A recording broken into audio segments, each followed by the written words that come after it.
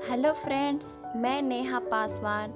आज मैं आप लोगों के पास 9वीं कक्षा की हिंदी का क्षितिज बुक लेकर के आप लोगों के पास आई हूँ। तो चलिए, सबसे पहले आप हमारे चैनल को सब्सक्राइब कर लें और साथ ही में बेल आइकन घंटी को प्रेस करें ताकि हमारे वीडियो का नोटिफिकेशन आपको मिल सके। मैं जो भी वीडियो डालूँ इसका पता आप लोगों को चल सके।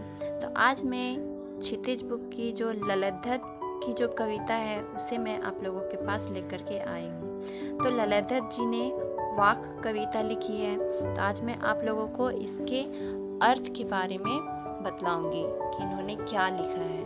तो इन्होंने पहले पद में लिखा है कि रस्सी कच्चे धागे की खींच रही मैं नाव, जाने कब सुन मेरी पुकार, करे देव भाव सागर पार।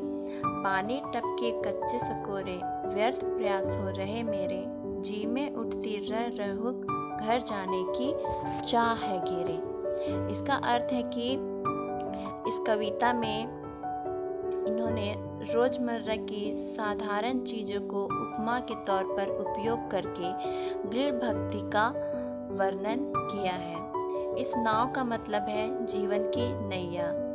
इस नाव को हम कच्चे धागे की रस्सी से खींच रहे होते हैं। कच्चे धागे की रस्सी बहुत कमज़ोर होती है और हल्के दबाव से ही टूट जाती है।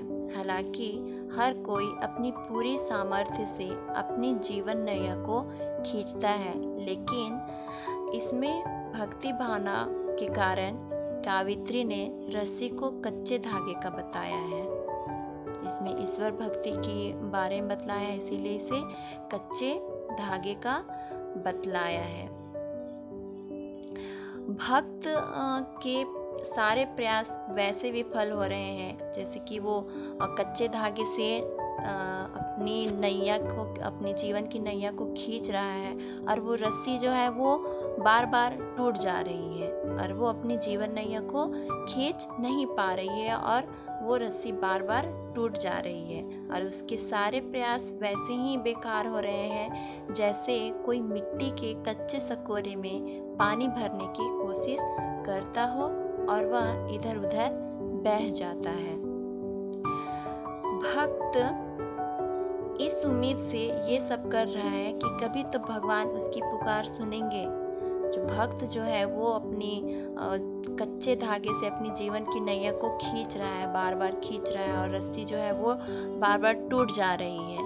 वैसे ही प्रयास हो रहे हैं, बेकार हो रहे हैं और भक्त जो है वो सोचता है कि कभी ना कभी तो भगवान मेरी पुकार सुनेंगे और मेरी जीवन की नैया को मैं खींच लूँगी और इसी प्रयास से वो बार बार प्रयास कर रहे हैं और यही सोचते हैं कि कभी भगवान मेरी पुकार सुनेंगे और मुझे भवसागर से पार लगाएंगे। उसके दिल में भगवान के नज़दीक पहुंचने की इच्छा है और वो बार बार ये इच्छा उसे ये प्रयास करा रही है और वो बार बार ईश्वर के नज़दीक भी जाना चाहती है अपनी मुक्ति के लिए, मुक्ति प्राप्ति के लिए। इसीलिए वो बार बार ये प्रयास कर रही है। तो अगर अभी भी आप हमारे चैनल को अभी तक भी सब्सक्राइब नहीं किए हैं तो प्लीज़ हमारे चैनल को सब्सक्राइब कर लें ताकि मैं और भी वीडियो आप लोग को बना सकूं और बतला सकूं। तो आगे जो है वो इन्होंने लिखा है कि खा खा कर कुछ पाएगा नहीं, ना खाकर बनेगा अहंकारी, सम खा तभी होगा संभावी, खुलेगी साकल बंद द्वार की। इसका अर्थ इन्होंने बतलाया है कि यदि कोई आडंबर से भरी हुई पूजा करता हो तो उससे उसे कुछ नहीं मिलता और जो पूजा नहीं करने वाला रहता है वो अपने अहंकार में डूबा हुआ रहता है। उसके अंदर बहुत अहंकार है, इसीलिए वो पूजा नहीं करना चाहता। यदि आप अपनी इंद्रियों पर विजय प्राप्त कर लेते हैं तो समझिए कि आपने असली पूजा की। मतलब इस लाइन में यही बतलाने की कोशिश की गई है कि यदि कोई आडंबर से भरी हुई पूजा करता है, यानी कि वो सोचता है कि मेरे अंदर तो बहुत ज्ञान है, मैं तो बहुत बुद्धिमान हूँ और मुझे पूजा करने की क्या ज़रूरत है, तो ऐसे सोचता है। और कोई पूजा करता है कि अगर मैं भगवान की ज़्यादा से ज़्यादा पूजा करूँगा तो मुझे ज़्यादा विद्या मिलेगी, मैं ज़्यादा बुद्धिमान बन जाऊँगा। ऐसे कोई सोचता है तो उसे भी कुछ नहीं मिलता। जो आडंबर से भरी हुई पूजा करता है उसे भी कुछ नहीं मिलता, और जो पूजा अपने अहंकार में डूबे हुए पूजा नहीं करता कि मेरे पास तो सब कुछ है, ये सोच करके वो पूजा नहीं करता तो उसे भी कुछ नहीं मिलता है। तो इसीलिए यह कहा गया है, और ये भी बताने की कोशिश की गई कि यदि आप अपनी इंद्रियों पर विजय प्राप्त कर ले तो समझिए कि आपने असली पूजा की। यहाँ कहने का मतलब है कि आप अपने अगर आडंबर से भरी हुई पूजा भी ना करें और घमंड में भी ना रहें। अगर आपके अंदर जो भी इंद्रियां हैं, हर इंसान में इंद्रियां होती है 5 प्रकार की, आँख, नाक, मुंह, कान, हाथ, पैर, ये इंद्रियां होती है जिससे कि हम अपनी जीवन जीते हैं।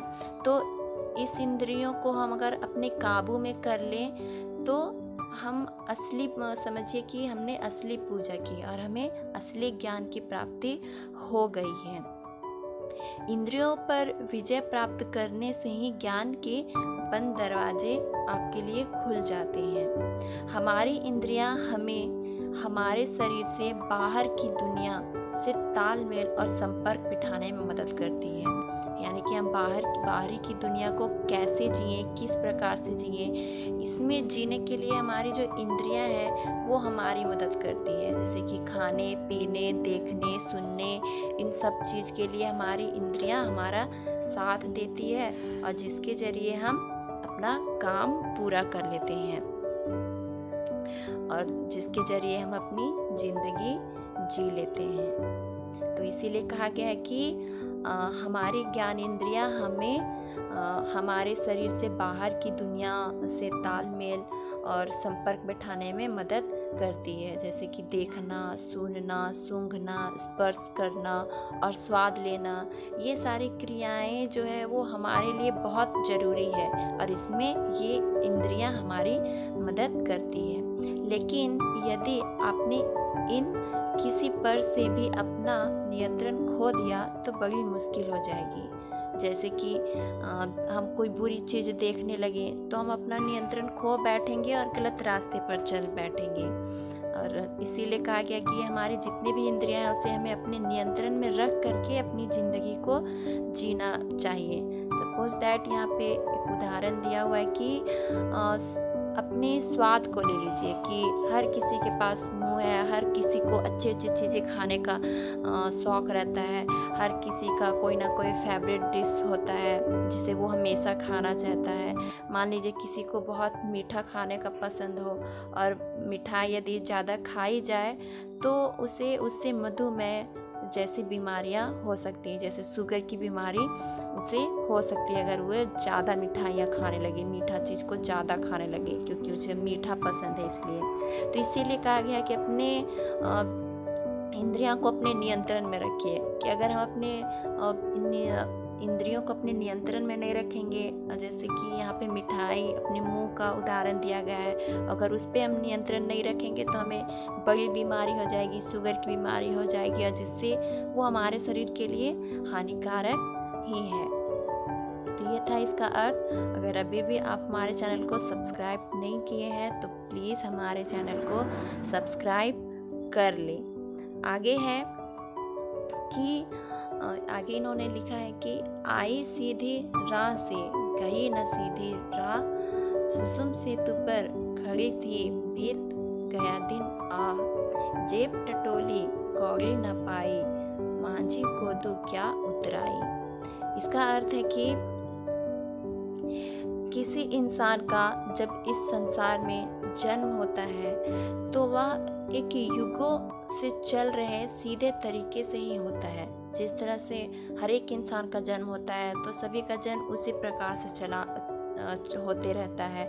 ये युगों से चलता आ रहा है कि उसी प्रकार से हर किसी का जन्म होता है। उसके अलावा कोई आसमान से नहीं टपक जाता डायरेक्ट। जिस तरह से इंसान का जन्म होता है या कोई भी जीव का जन्म होता है, उसी प्रकार से वो हमेशा होते ही रहता है, उसमें कोई बदलाव नहीं आता, वो युगों से चलता आ रहा है। ऊपर वाला सबको एक जैसा बनाकर भेजता है, लेकिन जब हम अपनी जीवन यात्रा तय करते हैं तो बीच में कई बार हम भटक जाते हैं। जब हम बड़े होते हैं, अपनी जीवन यात्रा को तय करते हैं कि किस तरह से हम अपनी जीवन को जीना चाहिए, कैसे हम अपने जीवन को अच्छे राह में ले चलें या बुरे राह में ले चलें। अगर मान लीजिए हम अपने जीवन को जी रहे हैं, कभी कभी हम गलत रास्ते पे भी चल पड़ते हैं, तो इसीलिए कहा गया है कि कभी कभी हम अपने जीवन यात्रा में भटक भी जाते हैं। तो यहाँ पे योग में सुषुम्ना नाड़ी पर नियंत्रण को बहुत महत्व दिया गया है और कहा गया है कि योग से इस पर नियंत्रण पाया जा सकता है। योग के जरिए हम भी अपनी ज्ञान इंद्रियों पर भी नियंत्रण पा सकते हैं। उससे शरीर और मानसिक फायदे भी होते हैं। ये भी बताया जाता है कि यह नियंत्रण आपको ईश्वर के करीब पहुंचाने में भी मदद करता है।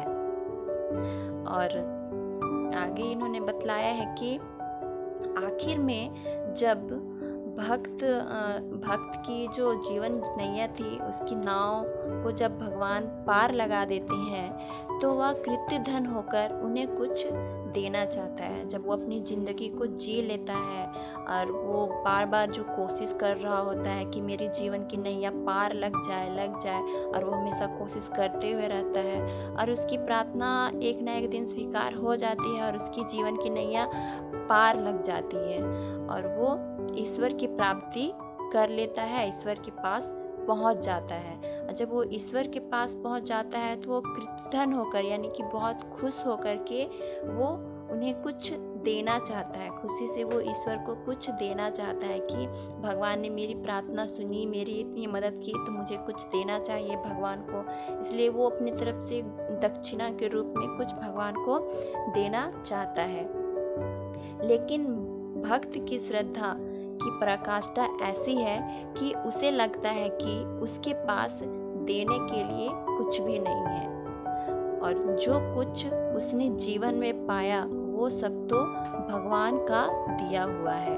वह तो खाली हाथ ही संसार में आया था और खाली हाथ ही वापस गया है। जब वो भगवान को देने के लिए अपना जेब टटोलता है तो उसके पास कुछ भी नहीं मिलता, क्योंकि जो कुछ भी उसे अपने जीवन में मिला वो सब कुछ भगवान ने ही उसे दिया है। और जो भगवान ने उसे दिया है वो दिए हुए चीज़ को ही भगवान को वापस कैसे कर सकता है। तो उसके पास ऐसा कुछ भी नहीं रहता जो कि वो दे सके, क्योंकि सब तो उसे भगवान का ही दिया हुआ है। आगे की लाइन है कि थल थल में बसता है शिव ही, भेद न कर क्या हिंदू मुसलमान। ज्ञानी है तो स्वयं को जान, वही है साहिब से पहचान। इसका अर्थ है कि ईश्वर तो हर जगह है और हर प्राणी में वास करते हैं। वे हिंदू या मुसलमान में भेद नहीं करते। यदि आप अपने अंदर टटोलने की कोशिश करेंगे तो आपको ईश्वर दिखाई देंगे और आप ईश्वर से मिल जाएंगे। इसीलिए कहा गया है कि थल थल में ईश्वर ही बसते हैं। हर जगह हर कहीं पर सिर्फ ईश्वर बसे हुए हैं। और ईश्वर जो है वो किसी में भेदभाव नहीं करते कि वो हिंदू है, मुसलमान है, ये सब में भेद नहीं करते कि वो मुसलमान है तो उसमें भगवान नहीं मिलेगा आपको, ऐसा नहीं है। और जो इन सबको नहीं मानता हो, हिंदू मुसलमान जात धर्म को नहीं मानता हो, वही सच्चा ज्ञानी होता है और उसे ही सबके अंदर और अपने अंदर उसे ही सबके अंदर ईश्वर भी दिखलाई देता है। और जो ये जात धर्म में फंसे हुए रहता है उन्हें कभी ईश्वर की प्राप्ति हो ही नहीं सकती। तो ये था नलधर जी की कविता का अर्थ। अगर आपको हमारा वीडियो पसंद आया हो तो नीचे जाकर के कमेंट बॉक्स में ज़रूर हमें बताएं।